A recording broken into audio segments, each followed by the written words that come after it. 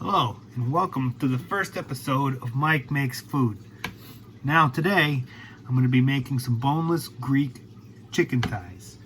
Now I say boneless, but not boneless, skinless. Some people like the skinless version. Me and my wife, we like the skin on. We like it to be a little crispy and whatnot. Now I've already gone through the work of boning out the chicken thighs because I want to try to make this recipe as easy as possible. For now, we'll get into boning stuff out in later episodes, but for now, let's just start off with already pre-boned chicken thighs. And this is what they'll look like right here. I've got 6 of them. Me and my wife will probably have 2 each and then have 2 for leftovers for lunch or something like that. So, to start with the seasoning, get a glass bowl or any kind of mixing bowl, whatever it is that you like to use, that's fine, no big deal. Just throw those bad boys right on in there.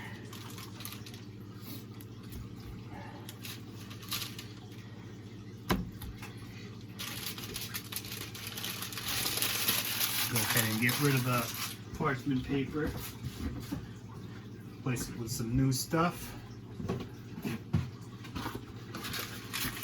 Now, you can use foil if you want. I just find that foil tends to make the chicken skin stick a lot, and these are going to be cooking skin down for that crispy skin that I was talking about just a minute ago. The reason why I leave the skin on and I don't get the boneless, skinless thighs. Also, these are usually cheaper because they're the bone-in, skin-on thighs. So, there's another plus to this. So, for seasonings, you're going to want oregano, you're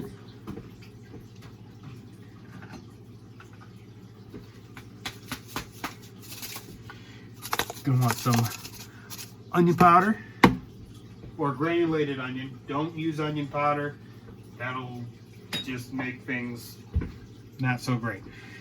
You're going to want some coriander. It's very important.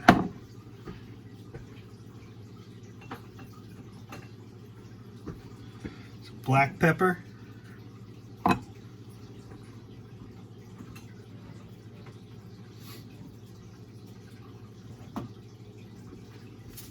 granulated garlic. A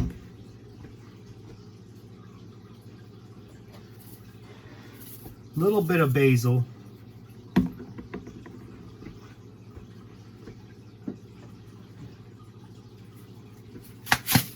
And you're going to want some salt too.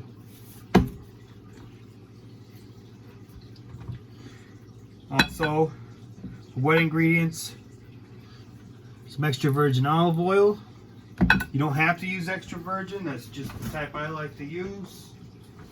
You can use a light olive oil if you don't want anything too crazy.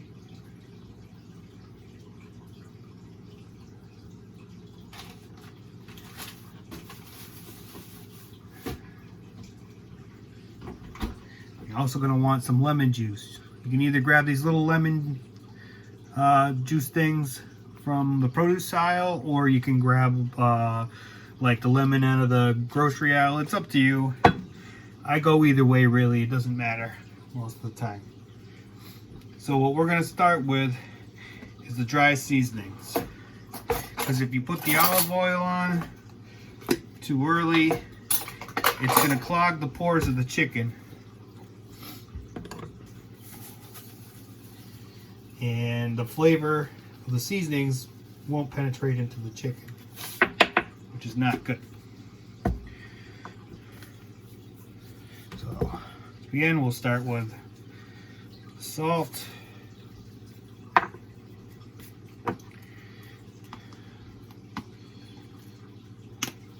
a good, decent amount of that black pepper in there. Don't be shy, you want flavor.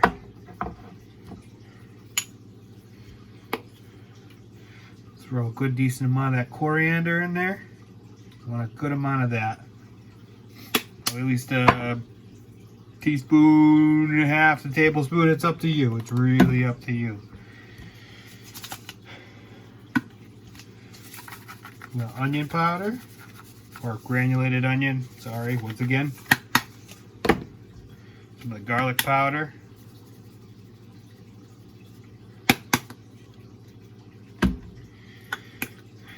And a decent amount of that oregano. See, I'm even gonna pull the top right off this thing and just right on in there. Look at that. Whole bunch of it. Now the basil you want to kind of keep on the low side. You don't want to get too crazy with the basil.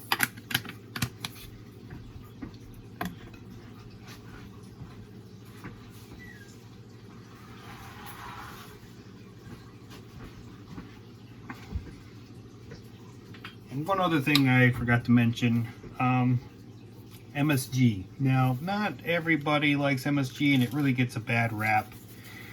But to tell you the truth, if you've eaten a bag of Cheetos or Doritos, or if you've had ramen noodles in the last, month or so and you didn't break out or have swell up like a balloon, then chances are you don't have problems with MSG.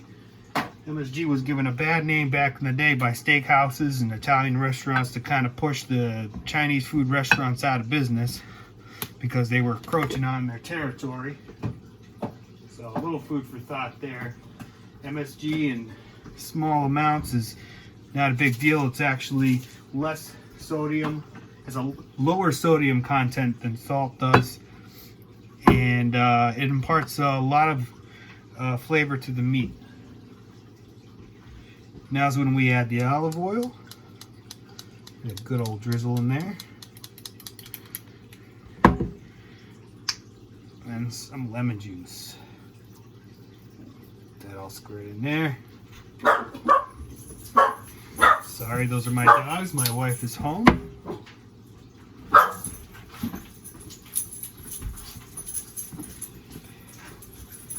Now I'm going to mix it.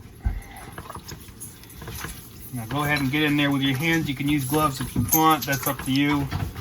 I really don't mind. I used to work in the meat department there.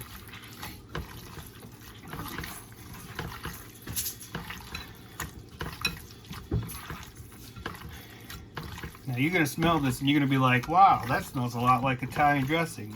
A lot of the ingredients we just used are the same thing they put in Italian dressing.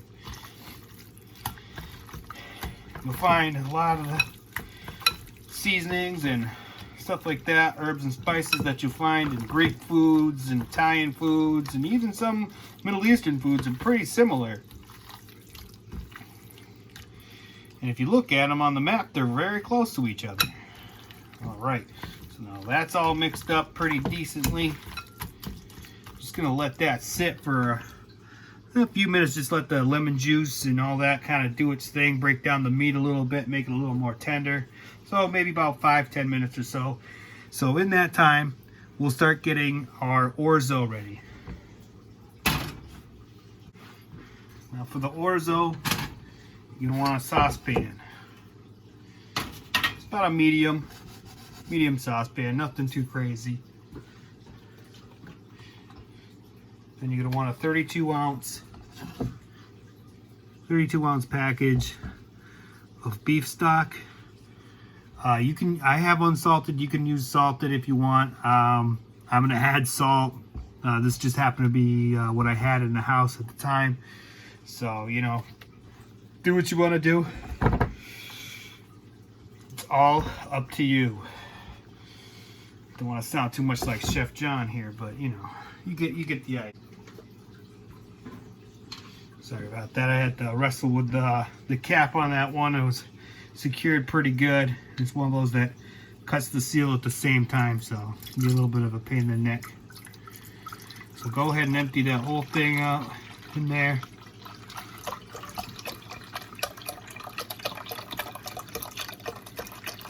Now you can also use chicken stock for this. It's really good too, but I like going with the beef. It's got a little more of a bold flavor to it.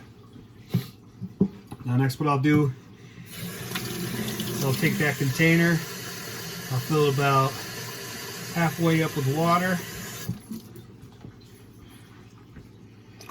And we'll go ahead and pour that in there.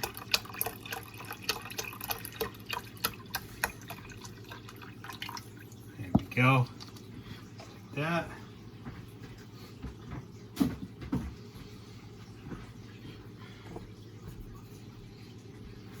add a little bit. Don't be afraid to add some salt. Whenever I cook pasta, add a lot of salt to the water because you really want to impart a good amount of flavor in there. A lot of chefs say make it like seawater. I kind of go by that.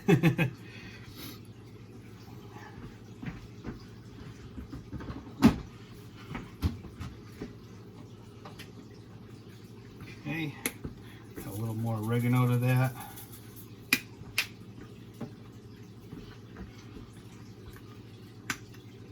More black pepper. And you might be asking, hey Mike, why are you adding all this extra seasoning? Aren't you gonna just drain this all up? Not this. This we don't drain. We don't drain this like regular pasta. At least I don't. I want all this to get soaked up by the orzo. And orzo is really a hearty rice-like pasta. So it can take the abuse of the extra water and all that kind of stuff, and it'll actually kind of make a little bit of a sauce or a gravy off of the excess water. Because next, we're going to add butter.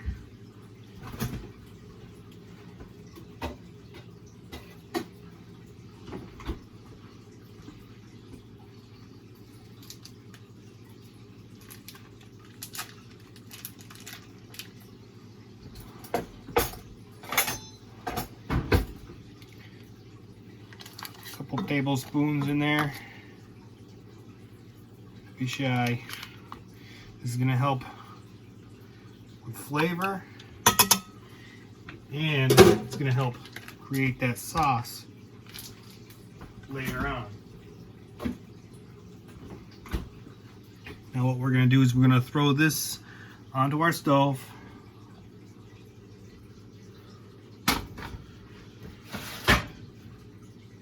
We want that on a high heat to get it started. Yes, I have an electric stove.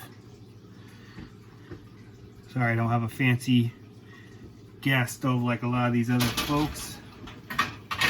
You don't like it, you want to fight about it, come at me, bro. By the way, I did add lemon juice also to that, if you didn't see that. Alright, now that we got that going, we can go ahead and take our chicken thighs.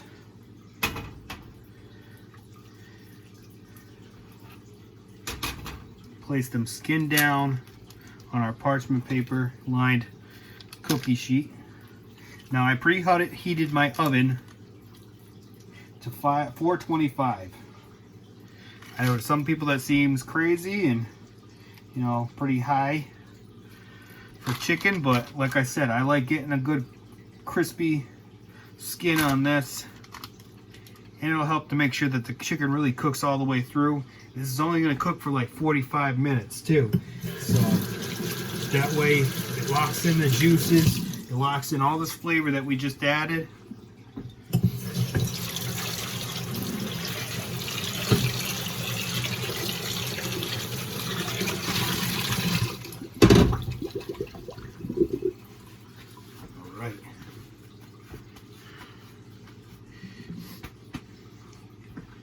Now, I'm going to go ahead and place this into our preheated oven for about 45 minutes, as I previously stated.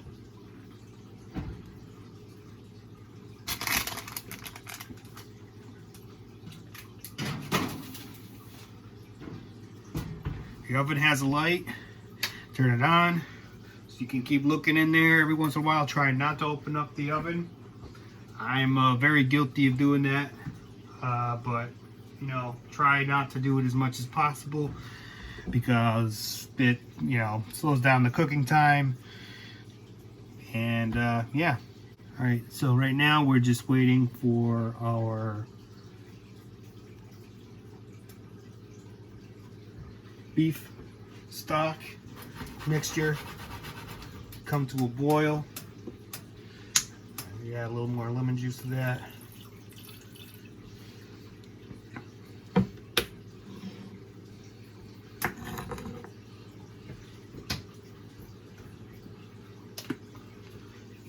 Garlic.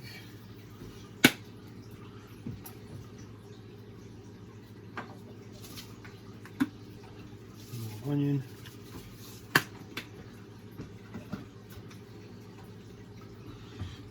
So you want as much flavor in there as you possibly can get. You don't want bland orzo. Bland orzo is for losers. We're not losers, right?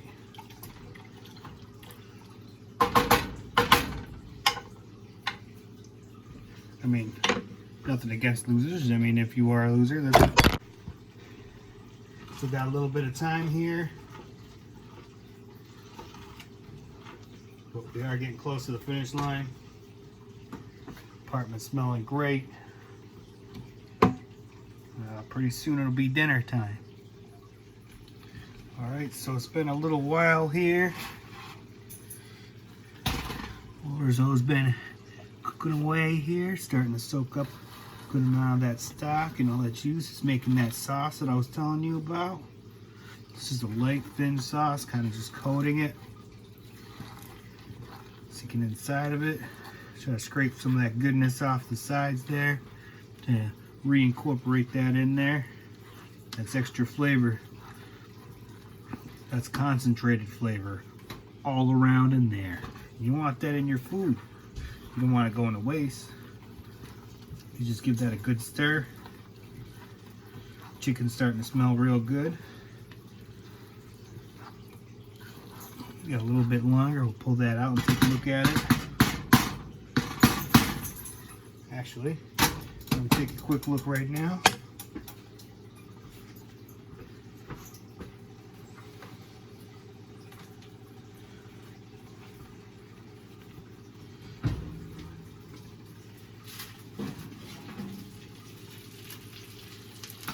Yeah, it's starting to look really good. That's for sure. Pull it out for too long. Go ahead and put that back on in there. Keep doing its thing. We turn the heat up a little bit more to 450. Really get it moving. And I'll see you again in a little bit when everything's coming together. Alright, so it's been about a half hour now altogether. As you can see, our orzo has soaked up all that goodness that we had there before. Give it another little stir. Make sure you take it off the heat. You don't want it to cook much farther from here. Now, make sure you turn this down once it really starts soaking up that stuff, because you don't want it to burn. Either that or just keep stirring the crap out of it. Now our chicken is still cooking. It's probably got another 10-15 minutes or so. So for now, we'll put a top on this. Keep it warm. Put it to the side. Turn off the heat. Always turn off the heat. Don't burn down the house. People don't like that kind of stuff. Alright, now we went and just pulled the chicken out of the oven. Now we want to just take a look, see what's going on here. Give them a little flipperoonie. Adjust things here real quick. There we go. What I like to use are tongs. I don't like using forks when it comes to cooking meat, because then it punctures the meat, makes the juices come out. Not good. Alright, so let's just flip these guys over. See that? We got that nice crust going on right here. That's beautiful. Flip all the chicken pieces over.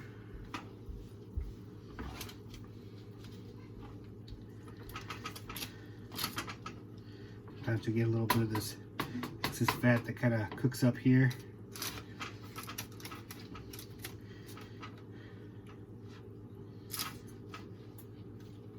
There we go. I'm going to throw, it's been about 35 minutes in here. And go ahead and throw these guys back in for another 10-15 minutes or so. Let them keep going. Get the bottom a little crisped up. Should be good.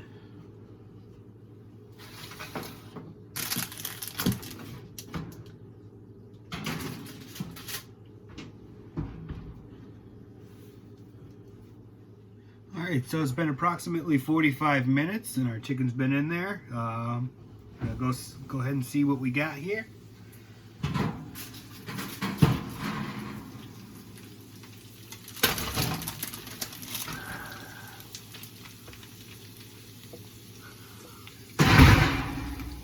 right.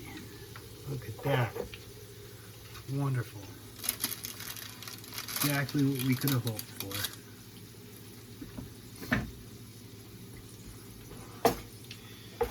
Just as promised. A nice, crunchy outside. Awesome.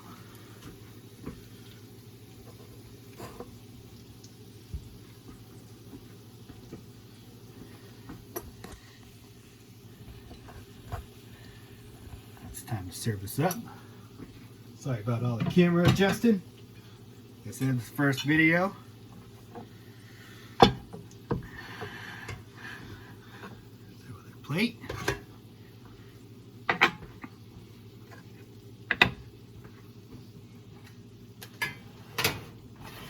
Yours a little mix.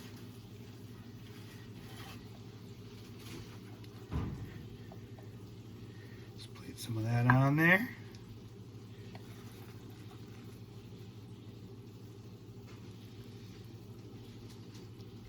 Don't be shy. That's really good.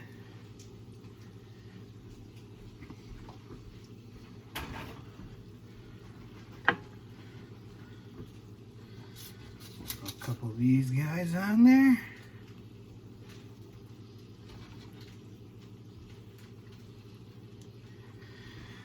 Here we go. We're good. About ready to go to town.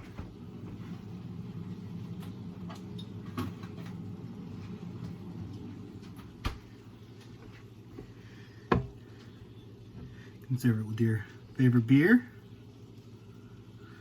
which is, for me, is Yingling, or whatever else you would rather like to have with it.